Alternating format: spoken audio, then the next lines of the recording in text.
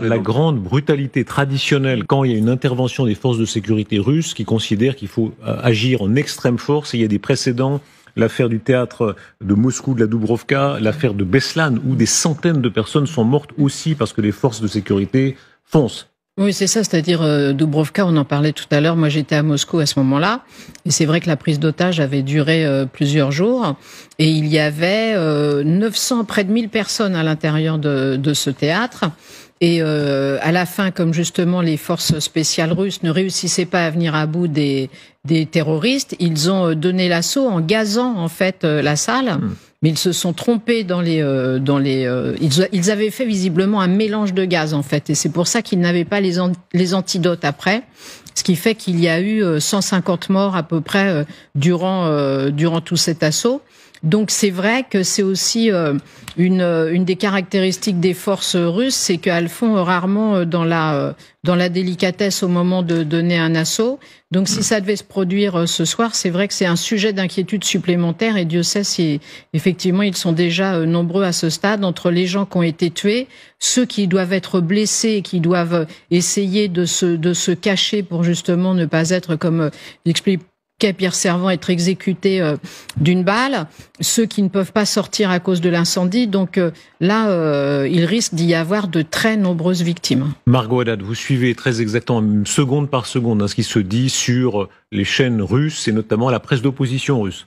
Oui, et là, dans la presse, parce que ce qui est plus intéressant, c'est d'avoir tout de même la presse d'État, puisque la presse d'État va vous donner les chiffres assez précis qui viennent des autorités. Là, le premier chiffre, par exemple, officiel qui a été donné du FSB à Commerçante, c'est au moins 40 morts. Donc, on est au moins dans ces données-là pour des données préliminaires. Et également, ce que disent les médias russes, Commerçante et RIA Novosti, c'est qu'à l'heure actuelle, les forces spéciales, en fait, essaieraient de faire sortir les assaillants qui se seraient barricadés dans une pièce à l'intérieur de l'auditorium. Donc la salle qu'on a vue sur nos images, cette salle où avec les sièges rouges, eh bien dans cette salle, il y aurait une petite salle dans laquelle eh bien des assaillants se seraient barricadés, et ça rejoint ce que vient de dire Catherine sur le fait que la force peut être utilisée pour essayer de faire sortir ces assaillants en sachant très clairement qu'il y a encore des personnes à l'intérieur de cette salle. Est-ce qu'on a un début d'estimation du nombre de morts? Il faut évidemment être prudent, mais quand on rappelle les quelques éléments qu'on a, ce serait en tout cas des dizaines de morts, sous toute réserve. On parle là des estimations données. FSB dit données préliminaires, 40 morts et une centaine de blessés. C'est les premiers chiffres officiels.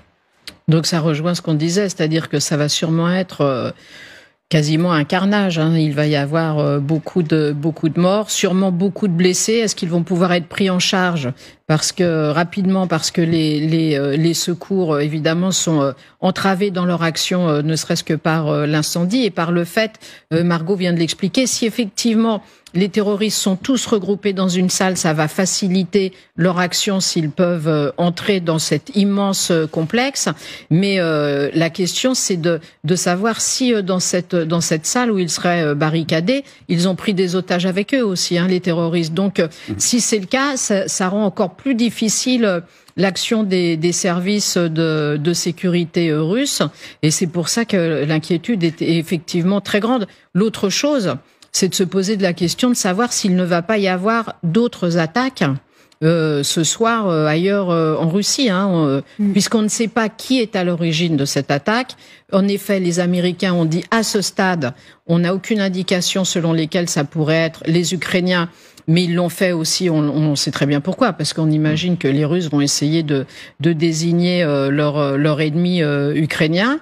Est-ce qu'il va y avoir des actions coordonnées? Parce qu'ils ont l'air quand même, effectivement, d'avoir mené cette action de manière assez professionnelle. Ça doit être aussi l'inquiétude des autorités ce soir, qu'ont renforcé toutes les mesures de sécurité autour des lieux où il y a de la foule par définition, tels que les gares et les aéroports. Donc c'est aussi une question qui se pose ce soir sur la suite qu'il y aura ou pas à cette action terroriste. Ce qui est très frappant, c'est que le maire de Moscou, Sobyanin, a annulé tous les événements sportifs, culturels ce soir à Moscou, mais également la région de Koursk.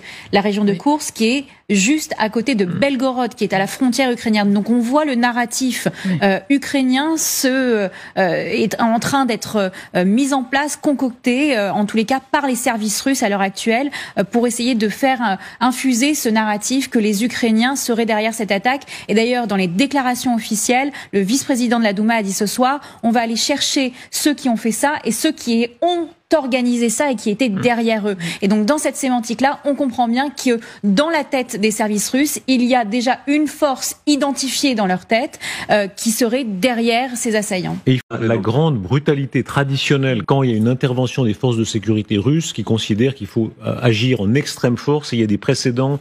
L'affaire du théâtre de Moscou, de la Dubrovka, l'affaire de Beslan, où des centaines de personnes sont mortes aussi parce que les forces de sécurité foncent. Oui, c'est ça, c'est-à-dire Dubrovka, on en parlait tout à l'heure, moi j'étais à Moscou à ce moment-là, et c'est vrai que la prise d'otage avait duré plusieurs jours, et il y avait 900, près de 1000 personnes à l'intérieur de ce théâtre, et à la fin, comme justement les forces spéciales russes ne réussissaient pas à venir à bout des terroristes, ils ont donné l'assaut en gazant en fait la salle.